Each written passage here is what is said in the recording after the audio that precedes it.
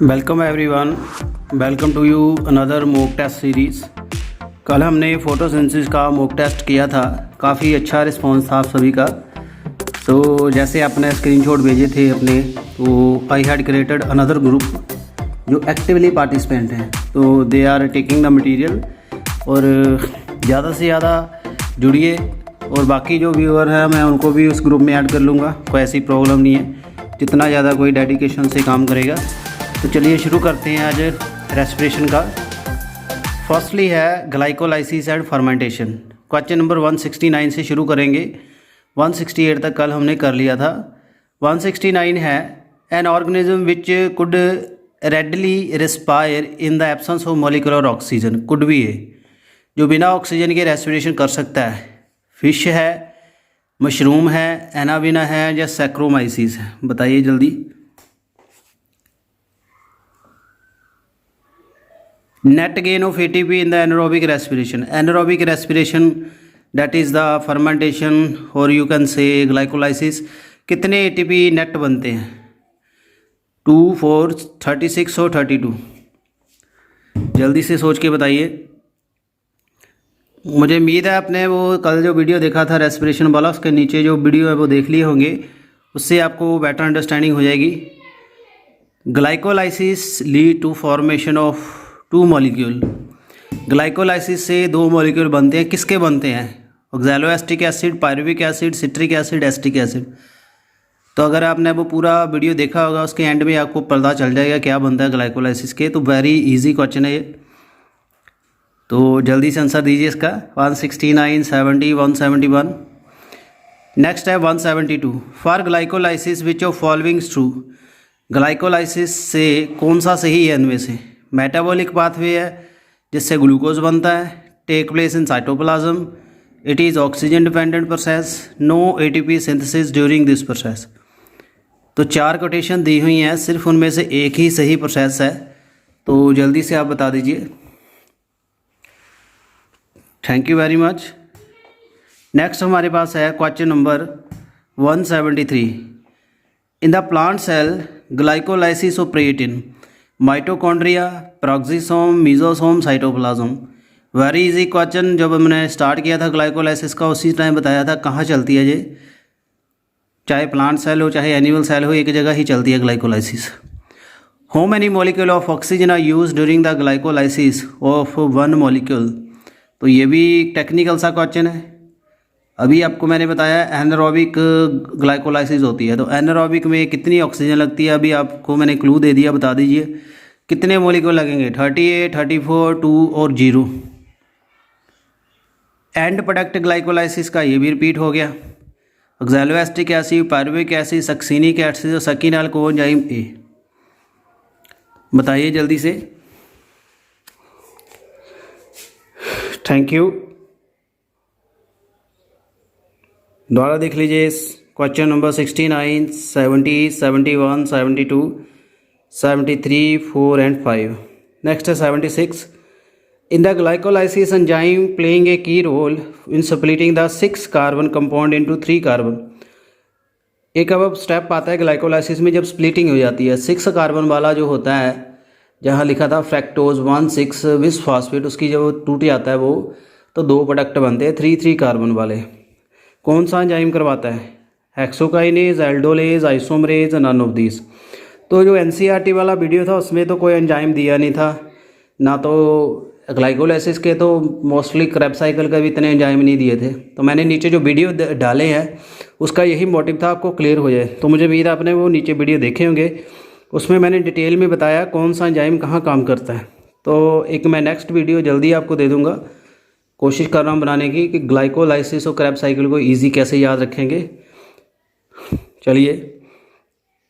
Yeast convert glucose two ethyl alcohol water, ethyl alcohol carbon dioxide, pyruvic acid carbon dioxide, lactic acid carbon dioxide. Yeast fermentation करवाती है, तो glucose की fermentation से क्या बनेगा? जल्दी से देखिए। मैंने वो एनसीईआरटी का ही है, उसमें साइकिल बना था इसका। Number of the glucose molecule required to produce 38 ATP under the anaerobic condition by yeast. Yeast में 38 एटीपी बन रहे हैं। क्या कंडीशंस हैं।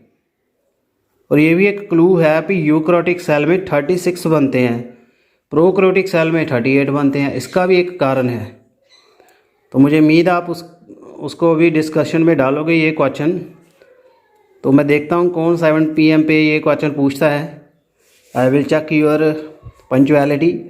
तो बताइए इसमें कितने मॉलिक्यूल लगेंगे। 2, 4, 19, 25। अगर आपने वो रिएक्शन याद की होगी तो आपको पता चल जाएगा। Intermediate compound common for aerobic and anaerobic. Aerobic में भी जाता है, एनारोबिक में भी। कौन सा कंपाउंड है? सिट्रिक एसिड है, पायरुविक एसिड है, एसीटल कोएंजाइम है या सक्सिनिक एसिड है। तो ये एंड में एक चार्ट बना था, यहाँ फैट्स का, प्रोटीन का और कार्बोहाइड्रेट का ब्रेकडाउन हो रहा था। तो सेंटर में एक कंपाउंड बन रहा था। अभी मैं उसका नाम नहीं लूँगा, नाम ले दूंगा तो आंसर मिल जाएगा। तो जल्दी से बताइए, that compound is the central compound for aerobic as well as anaerobic. 75, 76, 77, 78, 79 देख लीजिए। Thank you. आगे है choose the correct combination labelling the molecule anaerobic pathway. ये एनारोबिक पाथवे चल रहा है। यहाँ पे ग्लाइकोलाइसिस के कुछ स्टेप शो किए हुए हैं। तो अभी आप यहाँ बताइए ABC में क्या हो रहा है। Ethanol, carbon dioxide, acetaldehyde, ethanol, carbon dioxide, acetaldehyde, carbon dioxide, acetaldehyde, ethanol, ethanol, acetaldehyde, carbon dioxide. तो यहाँ पे एनारोबिक रेस्पिरेशन चल रही है जीस्ट में। तो ये फर्मेंटेशंस है, ये ग्लाइकोलाइसिस नहीं है, सॉरी, फर्मेंटेशन की रिएक्शन है। आधी स्किप होगी। ये NCERT की रिएक्शन है फ्रेंड, ये भी मैं आपको बता दूं। NCERT का अगर आपने वीडियो देखा है तो आपको पता चल जाएगा इसका answer. Very easy question. Next, in which of the following reaction of the glycolysis a molecule of water is remove from substrate. पानी किस स्टेप में रिमूव होता है? Fructose 6 phosphate to fructose 1,6 bisphosphate, 3 phosphoglyceric acid 1,3 bisphosphoglyceric acid, phosphoenol pyruvic से pyruvic acid, 2 phosphoglycerate से phosphoenol pyruvic acid. तो reaction याद कर लीजिए, पूरा दिमाग में रखिए। वो जो साइकिल है ग्लाइकोलाइसिस का, तो आपको पता चल जाएगा। जब वाटर रिमूव होता है स्टेप को डिहाइड्रेशन कहते हैं, ये भी याद रखिए। तो ये थे सारे important question with relation to the anaerobic respiration. तो नेक्स्ट हम स्टार्ट करेंगे एरोबिक रेस्पिरेशन। उम्मीद करता हूँ you would have enjoyed this questions from anaerobic respiration. 182, in the TCA cycle the acid to react with acetyl coenzyme. Acetyl coenzyme जो pyruvic acid की breakdown के बाद बनता है, तो उसके किसके साथ कॉम्बिनेशन होती है? फर्स्ट यानी स्टेप कौन सा है ग्रेब साइकिल का? ऑक्सैलो एसिड के साथ फॉर्मिक एसिड, मैलिक एसिड और सक्सिनिक एसिड। बताइए जल्दी, बहुत आसान क्वेश्चन है। इसके ऊपर मैंने काफ़ी एम्फसिस किया था। Green plant keep under the light can produce ATP from glucose, this process is called. Light में क्या करेंगे? ATP। Oxidative phosphorylation, glycolysis, TCA cycle, none of these.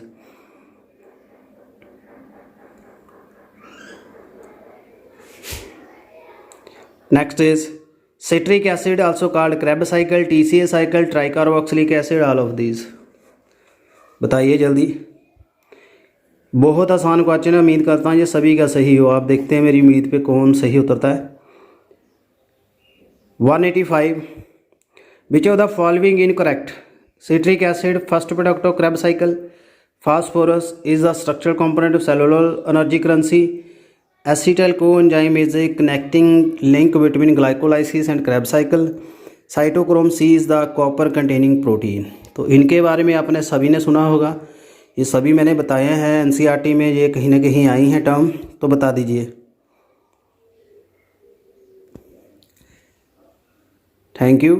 186, enzyme decarboxylase catalysis क्या करता है? Conversion of the citric acid to cis aconitic acid, fumaric acid to malic acid, oxalosuccinic acid to alpha ketoglutaric acid, malic acid to oxaloacetic acid.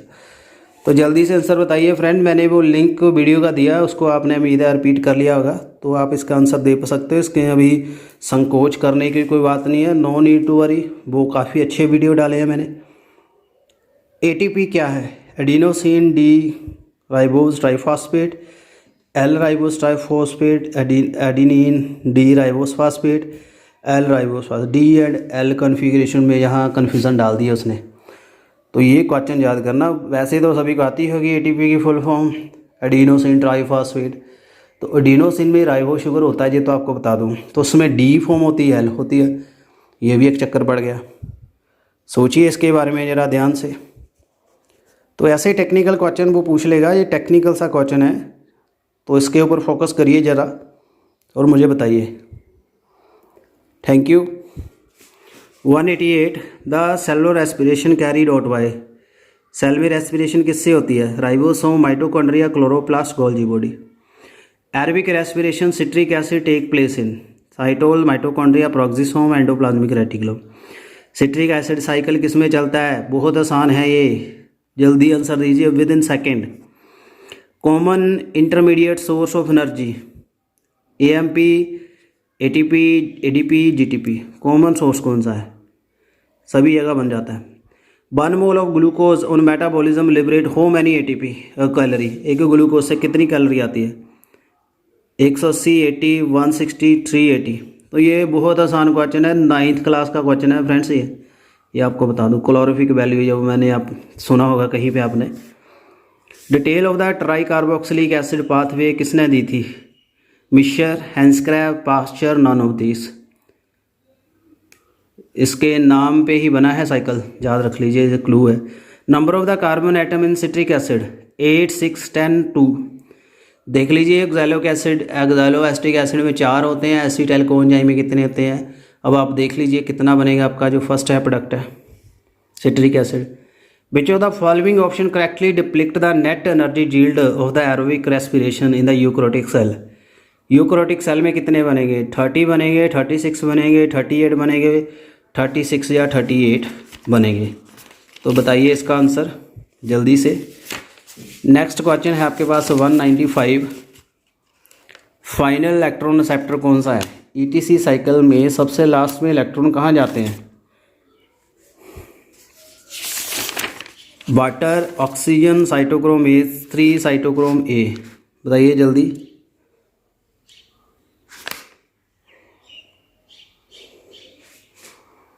Thank you. Which of the following form the connecting link between glycolysis and Krebs cycle. ये द्वारे आ गया। Krebs cycle और glycolysis में कौन सा link है? जल्दी बता दीजिए friends. I am waiting for the answer. Thank you. Which of the following does not function as the electron carrier. Oxygen, cytochrome C, cytochrome A, यूवी क्रीन। इसमें से इलेक्ट्रॉन कैरियर का काम नहीं करता। बताइए जल्दी। इलेक्ट्रॉन ट्रांसपोर्ट चेन आपको डिटेल में करवाई है, एंड में कल क्रेब साइकिल के बाद आती है। Process use in conversion of pyruvic acid to acetyl coenzyme में, ये भी मैंने बताया था, चेन रिएक्शन होती है, ये लिंक रिएक्शन। यानी जब ग्लाइकोलाइसिस साइटोप्लाज्म में हो जाता है, ठीक है, उसके बाद पायरुविक एसिड बनता है। पायरुविक एसिड डायरेक्टली जाता नहीं है क्योंकि इसका मॉलिक्यूलर वेट ज़्यादा है, माइटोकॉन्ड्रिया की मेम्ब्रेन के अंदर जा नहीं सकता, इसलिए इसको एसिटाइल कोएंजाइम बनाना जरूरी है। तो एसिटाइल कोएंजाइम जब बनता है तो उस रिएक्शन को क्या कहते हैं? वो माइटोकॉन्ड्रिया के बाहर ही होती है।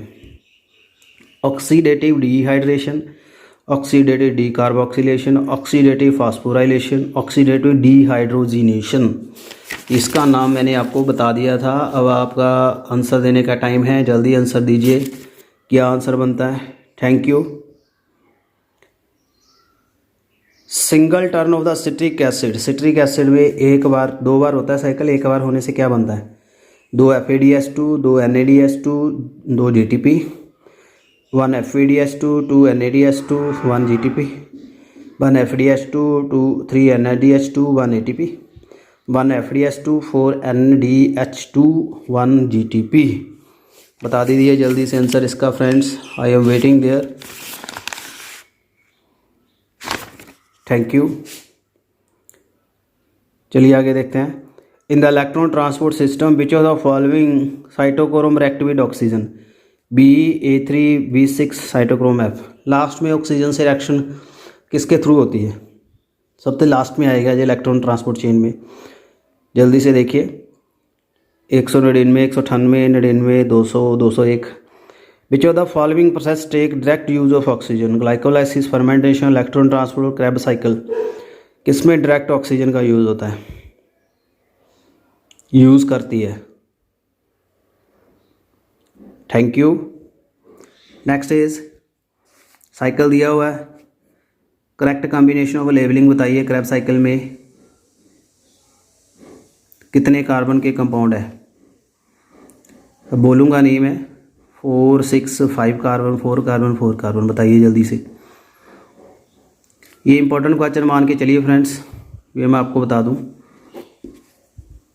आने के काफ़ी चांसेस हैं। चाहे कोई नीट के लिए ये वीडियो देख रहा है, चाहे मास्टर कैडेट के लिए देख रहा है, चाहे नेट के लिए देख रहा है, तो ये क्वेश्चन काफ़ी इंपॉर्टेंट बनता है। ये मेरा एक्सपीरियंस है, इसको छोड़िएगा मत। Thank you very much. आगे है matching 203, 4 carbon 2 carbon 5 carbon 3 carbon, ये ऊपर का आंसर ही आ गया। अब मैं ऊपर वाला क्वेश्चन नहीं दिखाऊंगा, आप आंसर दे दोगे। एसिटल कोएंजाइम में pyruvic acid, citric acid, alpha ब्यूटोक्लारिक एसिड, मैलिक एसिड बताइए जल्दी से। सिट्रिक एसिड वाला एक आपको मैं बता देता हूँ, सोच ही लीजिए पहले आप।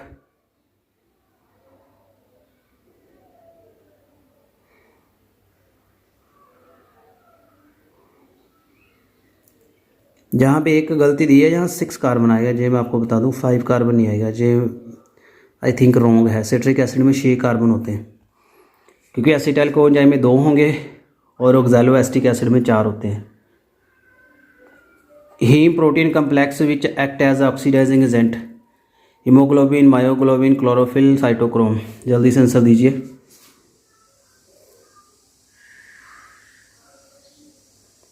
Thank you very much. Last is the respiratory quotient, RQ.6 है, इसका क्या मीनिंग है।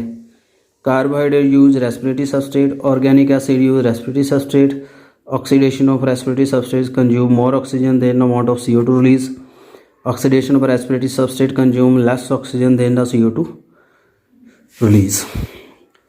ऑक्सीजन के मॉलिक्यूल के बाद कितने कार्बन डाइऑक्साइड के मॉलिक्यूल बनते हैं, वो RQ वैल्यू का फार्मूला होता है। अब इसका आंसर दे दीजिए, ये मैंने एंड में बताया था।